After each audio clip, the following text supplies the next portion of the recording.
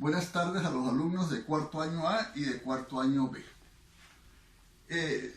En meses pasados les había estado remitiendo a todos ustedes por vía electrónica las sentencias que me interesaba que leyeran a los efectos de la materia.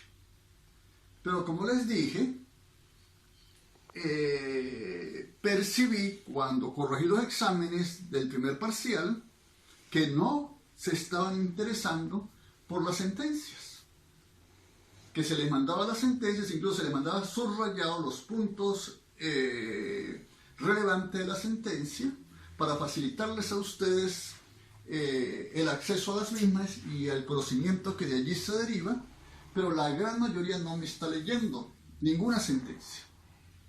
Pareciera que se manejan con la técnica del rumor. Uno de ustedes medio lee y entonces le transmite oralmente al otro y así sucesivamente. Y como recordarán, se incurrieron en muchos errores y eso pues no fue conforme con lo que se esperaba de ustedes al momento de determinar la nota del examen. Les dije como consecuencia de aquello que ustedes tendrían que investigar. Sin embargo, aquí les traigo algunas sentencias relacionadas con las medidas cautelares. Yo quiero que ustedes trabajen con esas sentencias, estudien esas sentencias. Ustedes pudieran ir a la biblioteca de la universidad. Incluso si alguno de ustedes tiene un padre, tiene un abuelo, tiene un tío que sea abogado y que tenga su biblioteca, ustedes pudieran acudir a la compilación Ramírez y Garay. Aquí tengo, por ejemplo, un primer caso. Piensen ustedes que se trata de la jurisprudencia Ramírez y Garay del año 2009. El tomo es CCL-XB. CCL-XB 265, ¿no? Del año 2009. Véanlo bien. Ustedes se van a buscar la sentencia que es de la Sala de Casación Civil, que está publicada bajo el número 2622 del año 2009. 2622 del año 2009, ¿no? Caso Brazón contra Mocha. Caso Brazón contra Mocha. ¿No? Indudablemente que la sentencia también está en internet. Y este es el número de la sentencia, 26-09. Sala de Casación Civil, Brazón contra Moya. En esa sentencia, publicada en la compilación Ramírez y Garay, tenemos un análisis que hace la Sala Civil sobre la instrumentalidad, sobre el principio de la instrumentalidad de la cautela, ¿no? Y lo refiere a la finalidad de la cautela.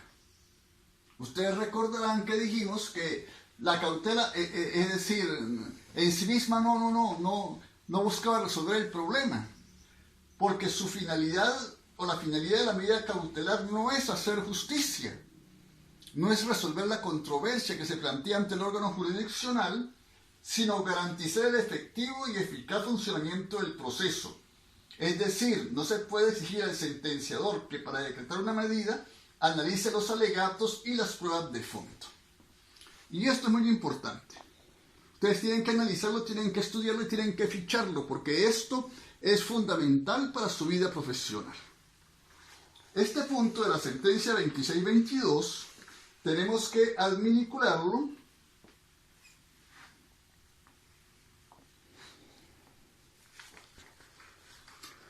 con otra sentencia, no la tengo aquí a mano, pero ya se la voy a mencionar.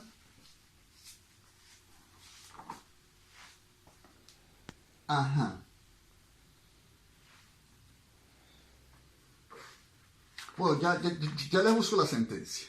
Pero siguiendo con la sentencia 2622, la sentencia nos habla de un principio de derecho internacional privado, que es el único principio de derecho internacional privado que afecta o que influye en el derecho procesal civil, y es el rebus sic stantibus, ¿no? Es decir, que se mantiene la medida en la medida en que se mantengan las condiciones, ¿recuerdan? Pero que si cambian las condiciones, si cambia el status quo en materia internacional, pues van a cambiar las condiciones. Si por alguna casualidad se produce un hecho, por ejemplo, del príncipe, que modifique, que altere el derecho de propiedad que tiene el demandado sobre el terreno, o que altere el valor del terreno, ¿por qué? Como les decía en aquella oportunidad, porque al lado de esa parcela se decretó un relleno sanitario, entonces nos valdríamos del principio rebus sic stantibus para pedirle al juez que nos sustituya un bien por otro, y de esa manera mantener la garantía que se buscaba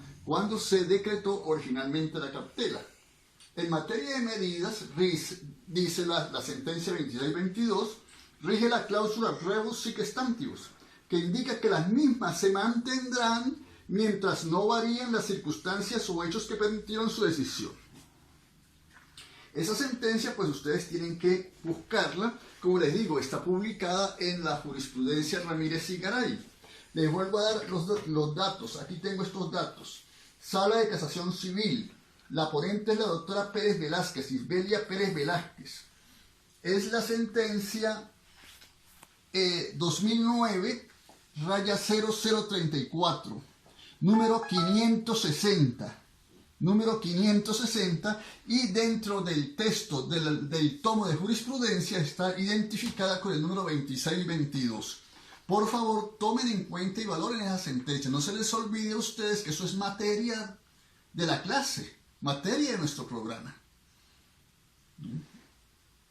Tengo en el mismo texto, en el mismo tomo, en el 265, tengo una sentencia del 23 de octubre del 2009, también de la Sala Civil, que les recomiendo estudiar. Nosotros nos planteamos ese asunto cuando estuvimos viendo no solo los principios que rigen las medidas cautelares, sino también cuando vimos los requisitos de las medidas cautelares. Algunos de ustedes me hablaron de los requisitos de la sentencia en materia cautelar. Y algunos me dijeron que la sentencia en materia cautelar tiene que ser motivada. Y algunos me dijeron que la sentencia en materia cautelar tenía que motivarse sobre la base de la pretensión. Y ahí hay que tener mucho cuidado. Porque el juez, al dictar la medida cautelar, no puede pronunciarse sobre la pretensión porque está adelantando criterio. No se le olvide que nosotros hablamos sobre eso. ¿Qué nos dice aquí la sentencia publicada bajo el número 2632 del 23 de octubre del 2009 de la Sala Civil? En materia de medidas, el requisito de la motivación es insoslayable, tanto en los decretos que las acuerdan como en aquellos en que las niegan, consideraciones al respecto. Pero esa motivación, no se les olvide que tiene que venir dada sobre la base del 585. El periculum in mora y el fons boni iuris. Pero el juez no puede entrar a valorar el contenido de la pretensión, el fondo de la pretensión, porque adelanta criterio. Esa valoración la tiene que hacer el juez, esa es la sentencia definitiva. Les ruego, les estimo que se estudien esa sentencia. Esta sentencia, ya les voy a dar la identificación, está en el mismo tomo, está publicada bajo el número... se me perdió. 2632.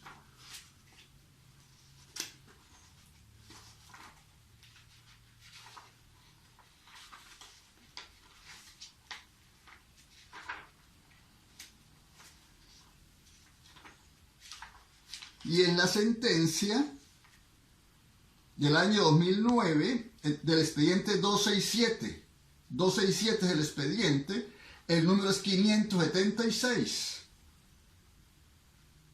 Y el ponente es el magistrado Luis Antonio Ortiz Hernández. ¿No? caso Adrián contra Guillén.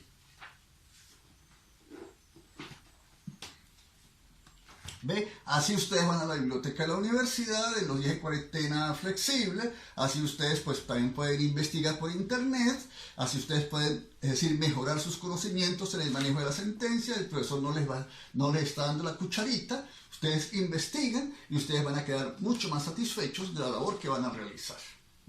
Veamos aquí este caso.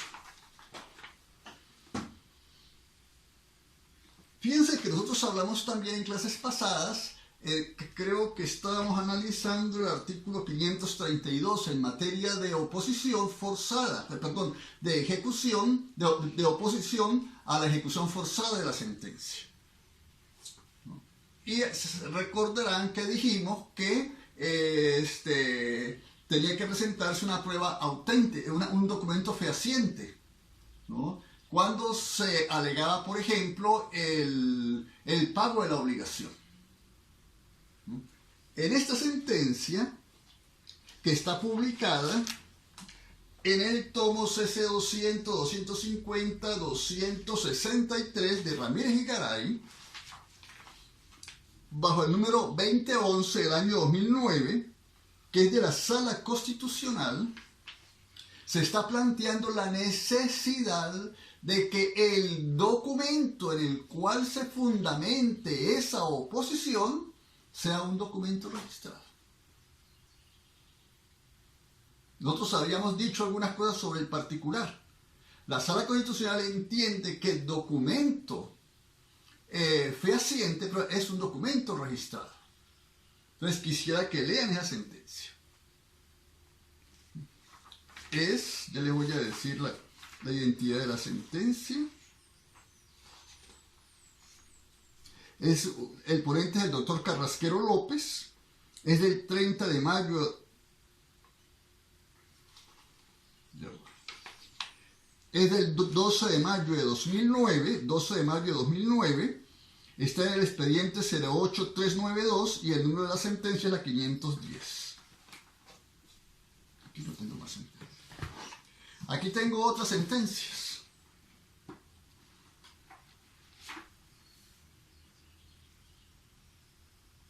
Bueno, esta era la sentencia que yo les comentaba a ustedes hace algunos momentos, que no está en el primer tomo que mencionamos, del deber que tiene el juez de motivar la sentencia en materia cautelar. Pero como les decía, no se trata de una motivación sobre la controversia como tal, porque el juez no puede pronunciarse en ese cuaderno separado en materia cautelar sobre la controversia. No se les olvide que si lo hace el juez, tiene que inhibirse o lo van a recusar. El juez tiene que dictar ese auto, esa sentencia interlocutoria sobre la base de los requisitos de procedencia de la medida cautelar del 585. Me dice esta sentencia del 2 de abril del 2009, también de la Sala Civil, caso Sindicato Riga contra OVA Libros, sea que la decisión sobre las cautelares debe circunscribirse a la previa verificación de los extremos de ley. ¿Cuáles son los extremos de ley? Los del 585. O en su caso, los del parágrafo segundo del artículo 588. El parágrafo primero, perdón, del artículo 588. Esos son los extremos de ley. El juez no va a resolver sobre la base de lo que dice el artículo 12 ni el 243.5. El juez, para acordar la medida, tiene que fundarse en el 585 y si es una medida innominada, en el parágrafo primero del 588, que en todo caso exige el cumplimiento del requisito del fumus boni iuris y del fumus periculum in morem.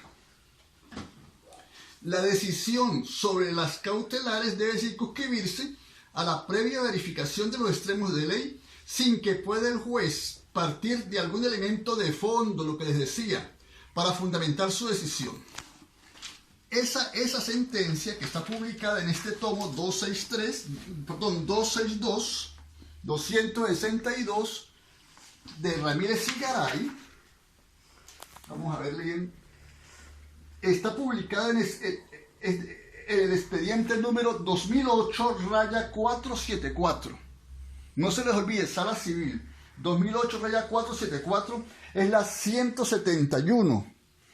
La ponente es la doctora Armenia Peña Espinosa y es de fecha 2 de abril de 2009.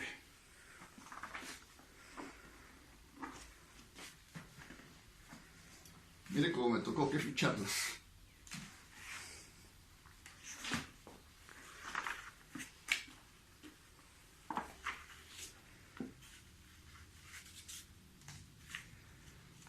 Me gustaría que vieran esta sentencia. Esta sentencia tiene que ver con la doctrina que les expuse en materia de medidas innominadas. Está en el tomo 261, también del año 2009, de Ramírez y Garay.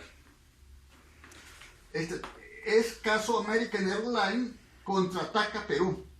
American Airlines contra TACA Perú es de la Sala Político y es de fecha 11 de febrero de 2009.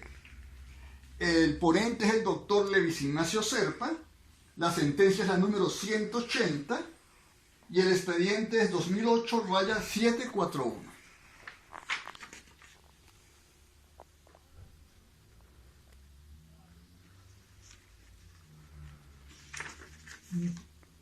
El antetítulo dice sobre la suspensión de efectos del acto administrativo que impuso la multa. La sentencia me dice que la medida preventiva de suspensión de efectos, no se les olvide que es de la Sala Político, procede solo cuando se verifiquen concurrentemente los supuestos que la justifican. Esto es, que la medida sea necesaria a los fines de evitar prejuicios irreparables o de difícil reparación. Se está refiriendo al parágrafo primero del 288, el magistrado, ¿no? O bien para evitar que el fallo quede ilusorio y que adicionalmente resulte presumible que la pretensión procesal principal resultará favorable. Significa entonces que deben comprobarse los requisitos de procedencia de toda medida cautelar, 585, lo que les mencionaba hace algunos momentos. El riesgo manifiesto de que quede ilusoria la ejecución del fallo y la presunción grave del derecho que se reclama.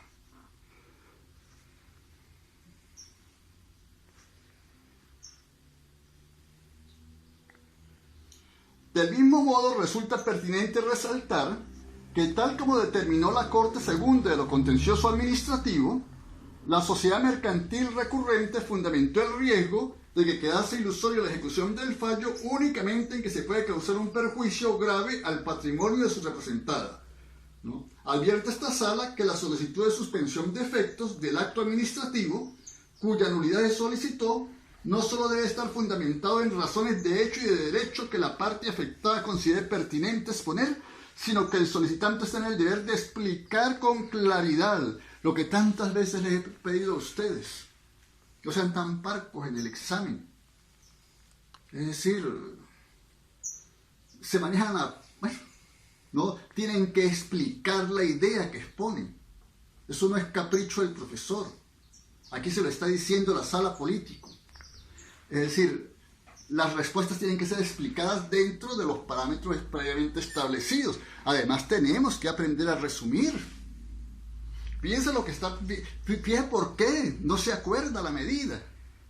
La medida no se acuerda porque el recurrente, es decir, el denunciante, el demandante no explicó, ¿no? No explicó, debe explicar con claridad la magnitud del daño, no lo explicó, no lo especificó, no dijo en qué consistía. La magnitud del daño que le podría producir la ejecución del acto impugnado. Acompañando al efecto, también se lo comenté a ustedes en su oportunidad cuando estudiamos el parágrafo primero, acompañando al efecto algún medio probatorio que permita al órgano jurisdiccional tener la convicción de que la sentencia definitiva no va a poder reparar el daño alegado. Y aquí tengo otra sentencia. Bueno, esta está en congruencia con es de la misma Sala Civil, también del año 2009, ¿no? Y se refiere expresamente, como se los decía hace algunos momentos, a la necesidad de motivar las medidas cautelares. Creo que esa es la que estaba buscando hace algunos momentos.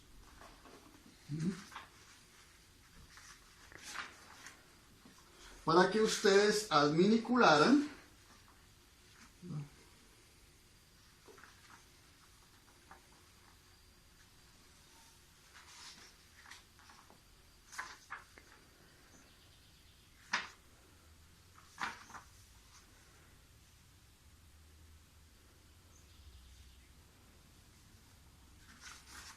no encuentro la que les... Ajá. Es decir, esta sentencia del 19 de febrero de 2009, caso García, de la Sala de Casación Civil, habla de la necesidad que tienen los jueces de motivar el decreto de medidas cautelares. 19 de febrero de 2009. Publicada igualmente en el tomo 261 de Ramírez y Garay. ¿No? Ella me dice que los jueces tienen que motivar las medidas cautelares. No se les olvide que esa motivación, como dijimos hace algunos momentos, no puede ir referida al fondo de la controversia, porque el juez adelanta criterio.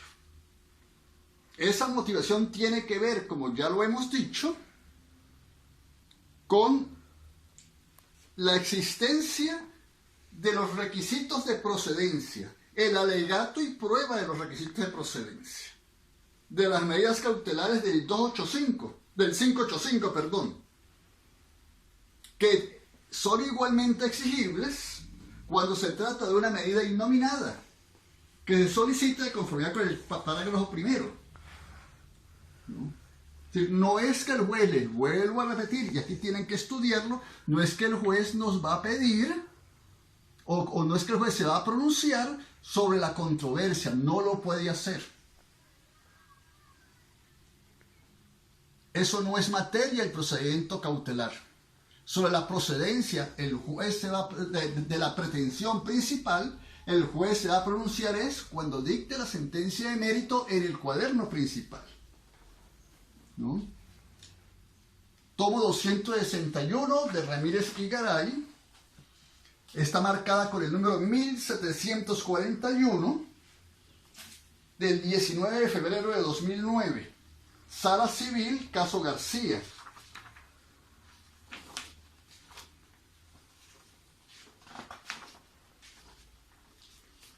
La ponente es la doctora Iris Armenia Peña Espinosa. La sentencia es 2008-589. Es decir, ese es el expediente, perdón, y el número de sentencia es el 0058. Ponle aquí para acá. Fíjense que esas sentencias, o todas estas sentencias que les estoy diciendo, en alguna parte están refiriéndose a la necesidad de motivar, a la necesidad de valorar el contexto fáctico en el que se enmarca la solicitud de medidas cautelares. Pero todas las sentencias de las dos salas, la político y la civil, son contestes, están en consonancia, que ese pronunciamiento tiene que ver, es con relación al cumplimiento de los requisitos de procedencia del 585, que son comunes para las medidas típicas y para las medidas atípicas.